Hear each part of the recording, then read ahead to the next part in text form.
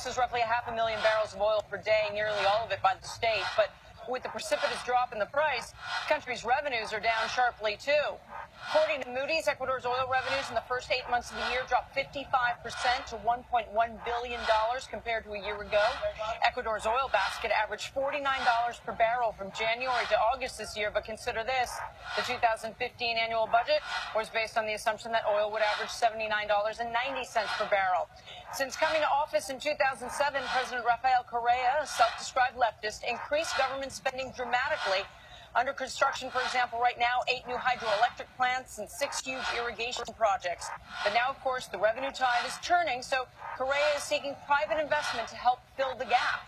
I interviewed him when he was in New York recently, where he also met with investors whom he was hoping to entice to Ecuador, and asked him why all that spending, he calls it investments, hadn't paid off, and why he found himself in this pickle. I talked to some economists, and this is their assessment of Ecuador. You spent money like crazy during the commodity boom because you had it. Your government spending as a percentage of GDP went from 19% to 40%. And now the commodity boom is over and you're running out of money. That is one of the misinformation that we receive because it's not true. We invest a lot. That is different than to spend a lot. We have the highest public investment in the region, so investment in the region, and that is a good thing.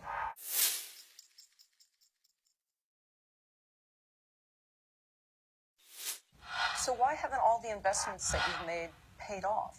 I mean, if all the Keynesian spending that you did is so great, why isn't it serving you now to get you through these tough times? Because in economics, like in life, you can have good decision, but bad luck. We had bad luck this year.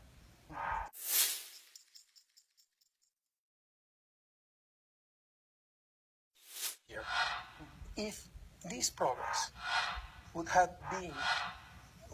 occurred next year, it would have been much easier. Why? Now we are paying for the new mega projects, 8 hydroelectrics, 6 huge projects, irrigation projects, etc. But next year they will be finished. Now we are just spending, giving money without receiving any dollar.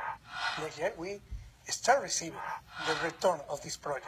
What do you say to investors who look at what you've done legally in the country and wonder, are you ever going to leave office? Oh, come on. I don't want to be candidate next period, next election. So you're not going to stand for election? Usually.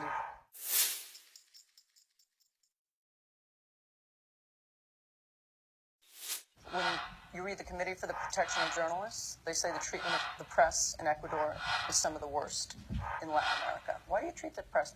Who says that? Ecuador has one of the worst press freedom records in Latin America, with journalists subject to legal measures, defamation suits, and public insults. That's according to the Committee for the Protection of Journalists. Okay, an interest group. That is not an objective opinion. Anyway, how many journalists are in jail in Ecuador? No. You tell me. 0. So all of this is a big turnaround for Correa, who firmly believes in state-directed spending, or investments as he calls them. The fact that he's hoping for more private and foreign investment shows just how much he needs the money. Net foreign direct investment has been pretty negligible, less than $1 billion a year for the last few years, in an economy between $94 billion and $100 billion in size.